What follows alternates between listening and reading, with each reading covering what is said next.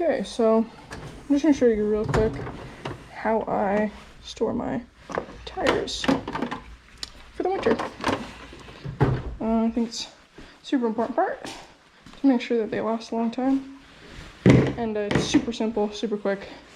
You could just throw them all into a clear plastic garbage bag, throw them into a room, basically just trying to stop oxygen from dry rotting them, because the chemicals in them start to break down, compounds break down when exposed to a bunch of oxygen, and they kind of just get weathered from being outside, or it's kind of, they just start to kind of dry out.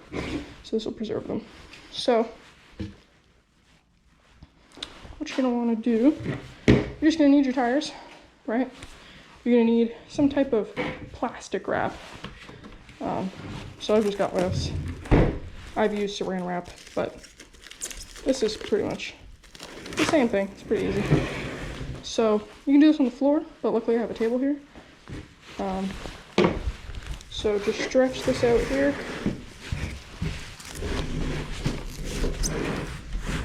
Like that. You're gonna need a knife, Sharpie, and some masking tape, painter's tape, whatever, something to label. These are unrelated. So just take your tire, try to knock anything off them. You can put some types of sprays on these that will stabilize them while they're wrapped. I don't have any, but this will work just fine. So just take them, put them on here, wrap tightly. So what I do is I pinch here.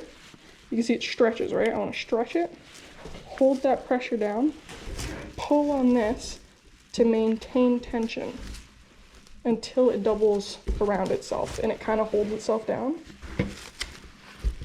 And once it's at that point, then all you've really got to do is push down on here, pull this, and continue. And so at that point, you can really just start going. And I go until I see the point where it was met here. And once that connects with it again, like that, that's good. So I take a knife and just cut it off.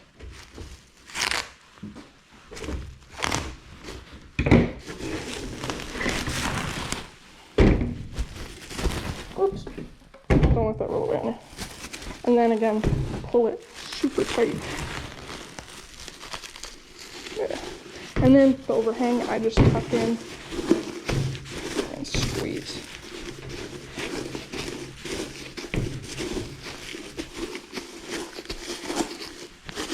Try to get it to kind of grab itself in. And that'll do okay. The first one's never really the best job, so I wouldn't worry. But then what I'll do is mark it. So you could put the date of whenever they were taken off, the date of when they were first purchased, if you know that. But what I do, I have a bunch of these in my closet upstairs. So really what I'm writing on them is rim or no rim, because some of them have rims on them, some don't. These ones I'm gonna write, because they don't have a rim, I'm gonna do no rim crappy, because these have all kind of been sitting out for a long time, haven't wrapped them, so these aren't going to last well for a long time. So these are either going to be my first ones that I replace with for practice, just to get rid of them, or they're going to be kind of a rainy day one when I don't have any more, or until I throw them out. So